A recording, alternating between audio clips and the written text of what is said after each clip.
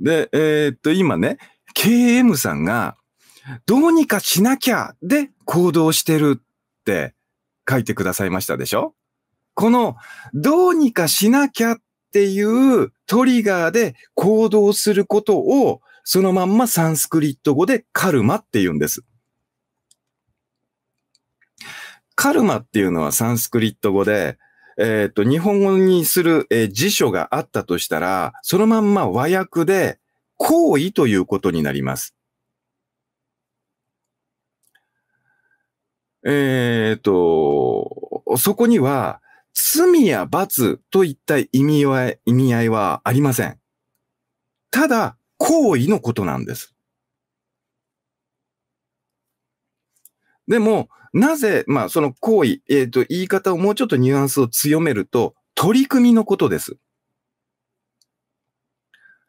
で、なぜこの取り組みっていう単語がそんなネガティブな方に、話されているかっていうと、そもそも問題を感じていない人は、取り組むという発想の中にいないんです。取り組む必要があるということは、そこにもうすでに、世界線に苦悩という舞台があるわけです。業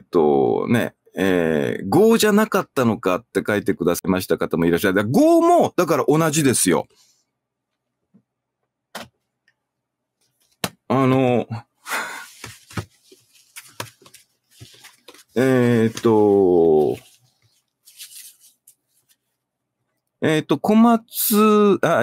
んなさい。松本さんですね。サンスクリット語、行為、取り組みイコールカルマってことですかって、もうそのまんまです。そうです。はい。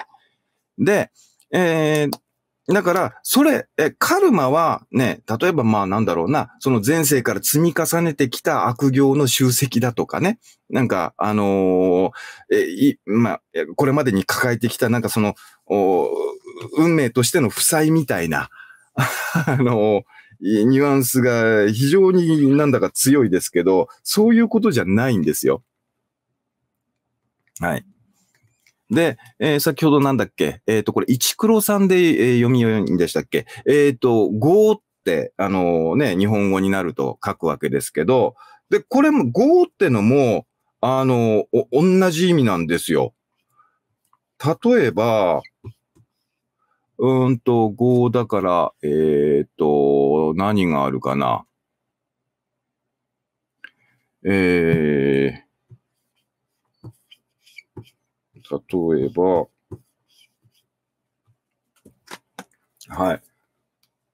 ね、業務って言った時の、これがカルマですよ。務めを行ってるんですよ。わかりますかね。これ自体がやっぱり日本語でもね、行為のことなんですよ。うん。で、自業自得の業ね。はい。で、とにかく、何かにつけこのままじゃダメって僕たちの感覚が上がるんですよ。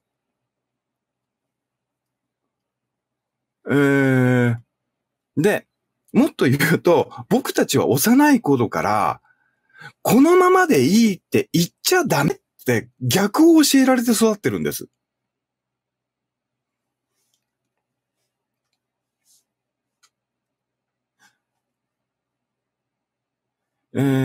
そうですよね。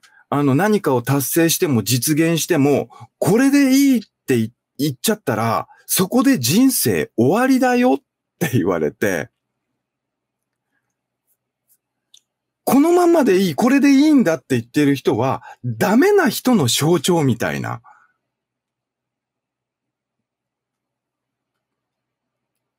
ほじちやさんが書いてくれた、そう、まだまだ足りないよって言われるわけです。で、これが結局欲でしょって。まだまだまだまだって。それはもうどうやったってカルマラインの人生じゃんって話なんです。で、あなたはあなたでいいよって、もう何から何まで全工程でそのままでいいって育てられた人ほぼいないと思うんです。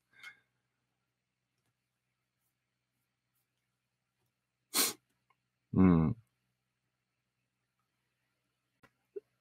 えー、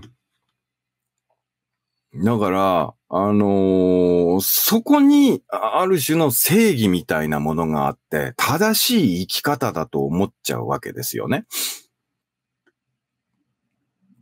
うん。チコさん、仕事イコールカルマということで、仕事っていうのは、そもそもの語源は、つかまつることです。はい。つかまつること、現代用語に直すと、することです。だから、カルマとはニュアンスは似ていますね。はい。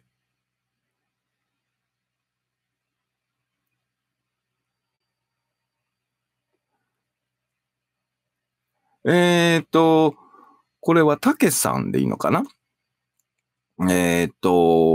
仕事で業務改善に取り組んでますが、不幸に感じませんが、それってダメなのかしら。だからダメじゃないですよ。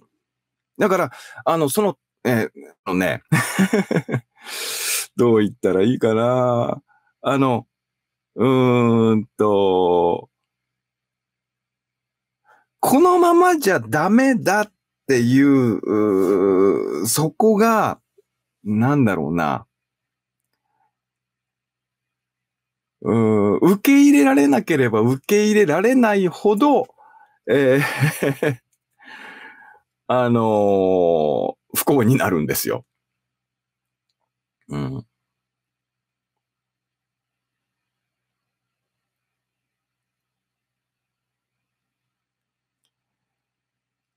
で、例えばこういうメッセージ聞くとするじゃないですか。ああ、そうだよなって、確かに私日々も何かあるたびに、これじゃダメだ、これじゃダメだって感じて、なんとかしなきゃって。で、そういう衝動で日々、生き中があるって。あ、だからなんだって、こういうメッセージに出会って、ああ、気をつけようって。この気をつけようも、ね、そういうふうに、このままじゃダメだっていう私がいることがダメだっていう、このプログラムに巻き込まれたままの状態なんですよ。だから、ね、そうやって、ね、ああしなきゃ、こうしなきゃっていう、ね、この否定が起きているっていうことでいいんだって、そこからなんですよ。で、このままじゃダメだに慣れすぎちゃってるんで、これでいいんだが、使い方がわからなくなっちゃってるんです。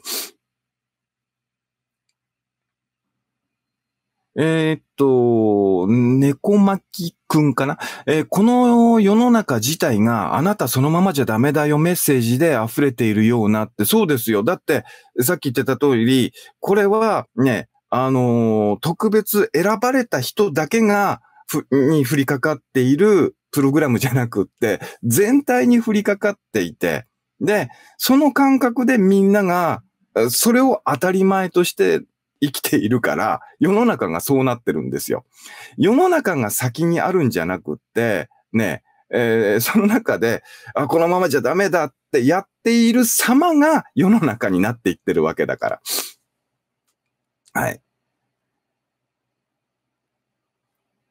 ということで。なので、そのプログラムから抜け出すためには、あの、これもね、どういう言い方がいいかな。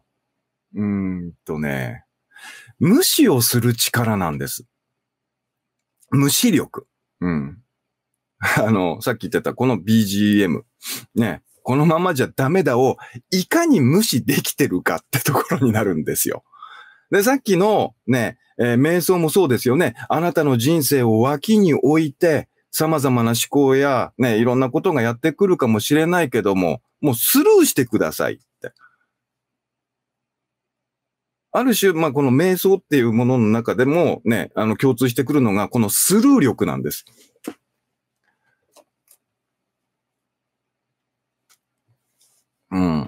で、このね、無視をする力っていう、このことも、なんか悪いようなこととして、あの、感じるところありません？って、そんな無視していいのって。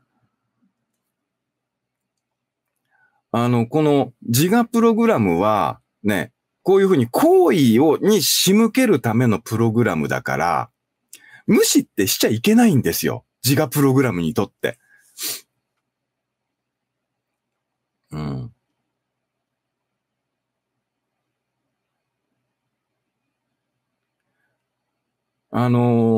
で、これはね、例えば瞑想中、思考が勝手に湧いてきますよね。で、その思考に、また、反応して、あーって、その反応を出しちゃうと、取り組み出すわけですよ。思考に取り組み出すとカルマだ。そこに、反応しない。自我はもう思考だけじゃなくて、ありとあらゆる刺激を僕たちにもたらすことによって、その刺激に対応しなさい。カルマを発動させなさいっていうことをしているわけです。うーん、例えばなんだろうな。思考だけじゃなくって、例えば、その体にほら、痒みがあるぞ。このままじゃダメだろうって書きなさいってなってみたりだとか、足痺れてきただろう。そのままでいいのかとかね。うん。